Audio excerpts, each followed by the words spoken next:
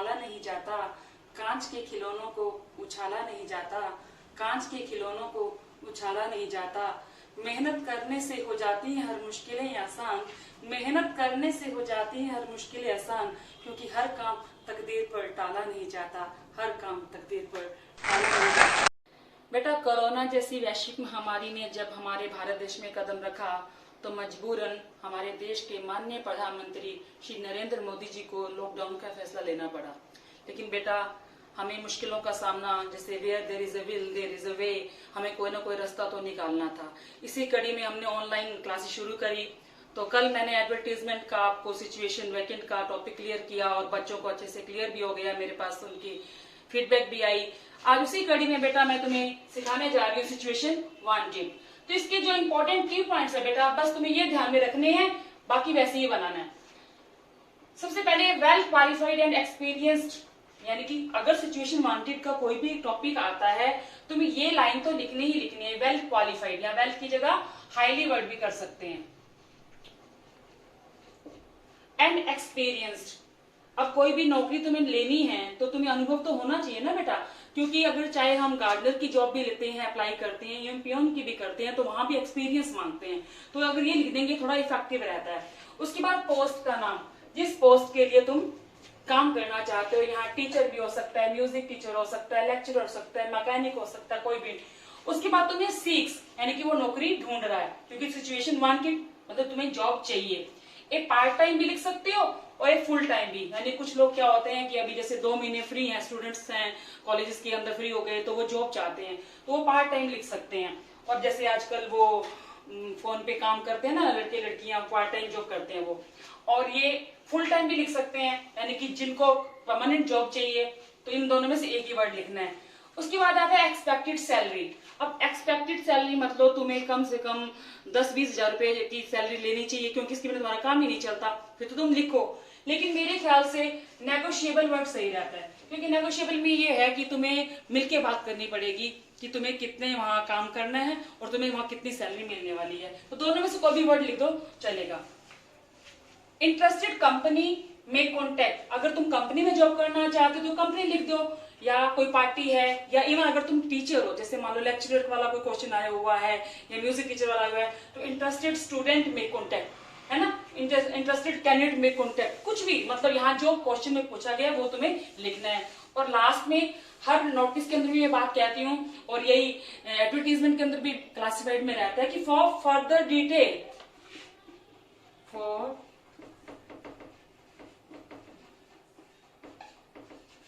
Further detail you may contact, और यहाँ पर तुम्हारा ये contact number and then box को बंद कर देना है। तो ये पॉइंट्स बेटा याद करके ध्यान में रखोगे तो कोई भी टॉपिक पेपर में आ जाए, आई थिंक तुम इजीली इसको अटेम्प्ट कर पाओगे। Yes, the next topic is to let. To let मतलब किराए के लिए खाली, यानी किराए के लिए कोई पोर्शन है, चाहे वो कोठी है चाहे वो फ्लैट है, उसकी स्टार्टिंग बेटा इस वर्ड्स को, बस इसको लर्न कर लो तुम लोग, अवेलेबल ऑन रेंट, यानी कि अवेलेबल है ये चीज किराए के लिए। अगर वो हाउस है या कोई फ्लैट है तो कितने मंजिला है, कैसा वो न्यूली कंस्ट्रक्टेड है, ओल्ड है, उसका तुम्हें टाइप लिखना है। उसके बाद जो मोस्ट इंपॉर्टेंट है बेटा, लोकेशन एंड सराउंडिंग्स। बेटा जब भी कोई फ्लैट लेना चाहेगा या घर लेना चाहेगा, उसकी सराउंडिंग्स देखना चाहता है कि वो किस एरिया में है।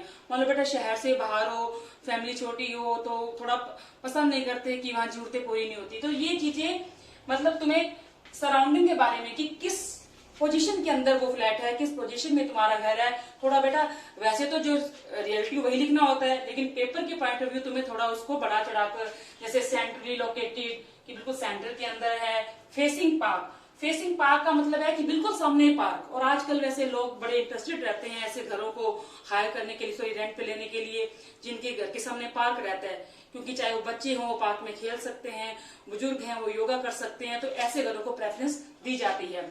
नियर मार्केट, और मार्केट की जरूरत तो हर परिवार को पड़ती है, चाहे ग्रोसरी का सामान लेना है, चाहे वेजिटेबल लेनी है, रूटीन के काम लेने हैं, तो मार्केट नजदीक रहता है तो सभी लोग उसको पसंद करते हैं।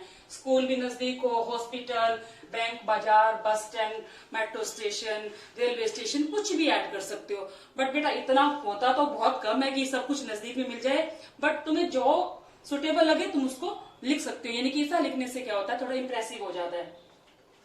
उसके बाद तुमने इन वर्ड्स का यूज करना है, यानी कि ये सिचुएशन बता दी कि ये फ्लैट या ये हाउस कहाँ है जो किराए पर खाली है, साथ में ये वर्ड्स अगर लिख दोगे तो और भी इंप्रेसिव हो जाता है। क्योंकि मैंने पहले भी बताया था, ये जो गेम है वर्ड्स का गेम है, कम से कम शब्दों में बहुत बढ़िया अपनी ऐड देना। जैसे एयरी है, बड़ी अच्छी हवादार कमरे हैं, वेल वेंटिलेटेड है, फुली फर्निश्ड है, यानी कि जो भी सुविधा तुम्हें चाहिए किचन का, मॉड्यूलर किचन है, जो भी तुम कहना चाहते हो उसके अंदर ऐड कर सकते हो। ब्रांड न्यू है, न्यूली कंस्ट्रक्टेड है। अब जैसे ये पॉइंट है बेटा न्यूली कंस्ट्रक्टेड, तो अगर क्वेश्चन के अंदर दिया हुआ है कि न्यूली कंस्ट्रक्टेड तब तो तुम्हें लिखना है, और अगर ओल्ड का है तो बेटा ये तो अंडरस्टैंडिंग है, तुम्हें फिर ये पॉइंट नहीं लिखना, ये उससे अकॉर्डिंगली चेंज कर सकते हो।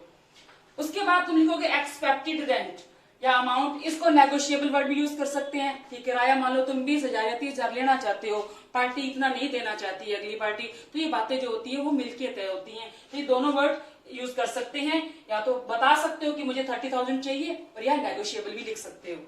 और उसके बाद जो मोस्ट इंपोर्टेंट है, अपना एड्रेस एंड कॉन्टेक्ट नंबर। अगर ये पॉइंट्स तुम सारे लिख दोगे तो आई थिंक बहुत आसान रहेगा टू लेट का तुम्हारे लिए टॉपिक क्लियर करना। Yes dear students, the next topic is for sale. For sale मतलब जैसे रेंट वाली बात ही लगभग सेम ही रहता है, कोई भी टेंशन नहीं, सिर्फ फर्स्ट वर्ड का तुम्हें ध्यान रखना है। जहां अवेलेबल ऑन रेंट था वहां अवेलेबल फॉर सेल हो जाएगा, बाकी सेम रहेगा।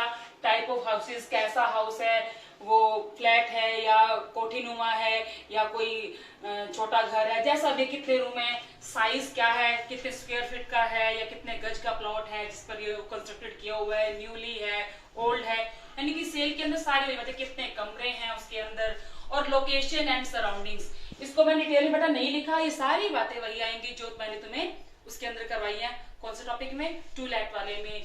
क्या है, मंदिर नजदीक है, मस्जिद नजदीक है, जो भी तुम्हें सुटेबल लगे, रेलवे स्टेशन है, मेट्रो स्टेशन है, मार्केट है, स्कूल है, हॉस्पिटल है, कुछ भी, मतलब सराउंडिंग अच्छे से बतानी है। फेसिंग पार्क तो जरूर लिखना बेटा, क्योंकि ये थोड़ा इंप्रेसिव रहता है, क्योंकि पार्क सभी पसंद करते हैं।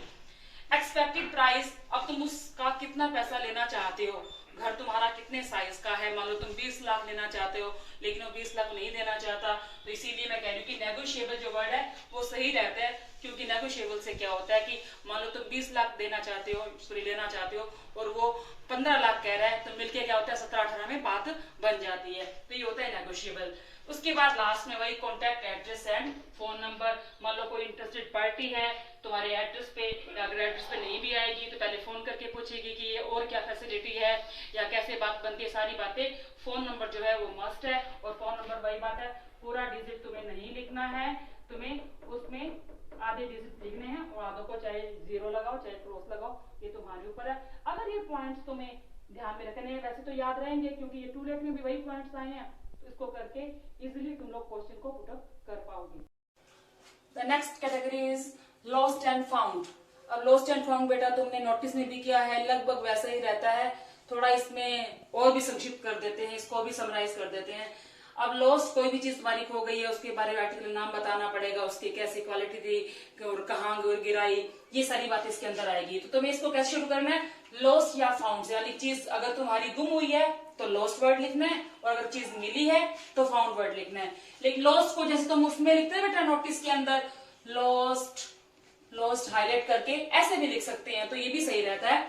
अगर अकेला लॉस्ट लिखेंगे तो भी सही रहेगा। उसके बाद तुम्हें आर्टिकल का नाम लिखना है, क्या चीज गुम हुई है, तुम्हारी रिस्ट वॉच गुम हुई है, साइकिल है, मोटर बाइक है, जो भी चीज, तुम्हारा पर्स है या कोई फाइल गुम हुई है, उसके बारे में लिखना है।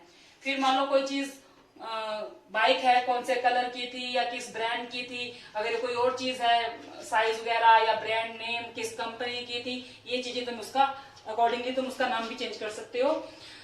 उसके बाद कंटेनिंग, ये इंपॉर्टेंट पॉइंट है बेटा, most important, containing plus important things. मान लो किसी लेडी का कोई वैलेट या पर्स गुम हो गया है, या किसी ऑफिसर की कोई फाइल गुम हो गई है, उसमें कितने इंपॉर्टेंट पेपर्स थे, कोई उसका आई कार्ड था, आधार कार्ड था, या कुछ बैंक के कागज थे, वो लिख सकते हैं। और पर्स के अंदर तो बेटा बहुत सारी ज्वेलरी, पैसे, कुछ भी, लेडीज के पर्स में बहुत कुछ मिल जाता है, तो वो कुछ भी तुम प्लस में लिख सकते हो। और इम्पोर्टेंट, किस डेट को गुम हुआ, किस टाइम गुम हुआ और किस जगह पर गुम हुआ, क्योंकि ऐसे पूरा शहर थोड़े ना ढूंढेंगे, जहाँ कोई चीज गुम हुई है वहीं तो उस चीज को ढूंढेंगे। उसके बाद वाइल ट्रैवलिंग बाय, यानी कब गुम हुआ, बस से जा रहे थे, ट्रेन से जा रहे थे, या मेट्रो रूट से जा रहे थे, या बाइक पर मंदिर के पास से, गुरुद्वारे के पास, यानी जहां तुम्हारी वो चीज गुम हुई है वो तुम्हें बतानी पड़ेगी।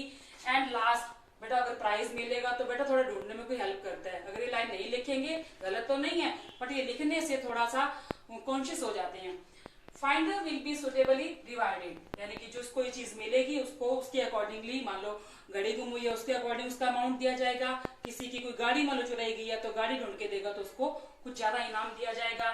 और फाइनल प्लेस कॉन्टेक्ट, जो भी तुम्हारा एड्रेस है या मोबाइल नंबर है वो तुम्हें लास्ट में लिखना है।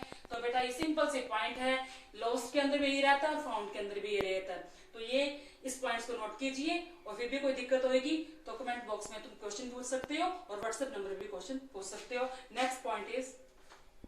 Next topic is matrimonial. तो बेटा इसमें ज्यादा कुछ लंबा चौड़ी बात नहीं है। अगर तो दूल्हे की तलाश है, तुम्हारे को ब्राइड ग्रूम चाहिए, तो लड़की की क्वालिटी कि उसका एज कितनी है, क्वालिफिकेशन कितनी है, उसकी हाइट कितनी है, गुड लुकिंग है, कहाँ से उसने डिग्री करी है, वो बातें। और लड़के को लड़की चाहिए तो लड़के की क्वालिटीज लिखनी है कि लड़का कितना हैंडसम है, स्मार्ट है, कितनी उसकी इनकम है, ये सारी बातें लिखनी है। तो ये चीजें लिखने के बाद तुम्हें उसके लास्ट में कास्ट नो बार यहाँ भी लिख सकते हो और इधर भी लिख सकते हो कि जाति का कोई बंधन नहीं। And then you may contact address and phone number, इतना। तो आई थिंक तुम्हें टॉपिक क्लियर हो गया होगा और तुम इससे रिलेटेड एग्जाम्पल को सॉल्यूशन अपना खुद से करोगे। फिर भी बेटा दिक्कत आती है एग्जाम्पल की तो तुम मुझे कमेंट बॉक्स में लिख के बात कर सकते हो। Thank you.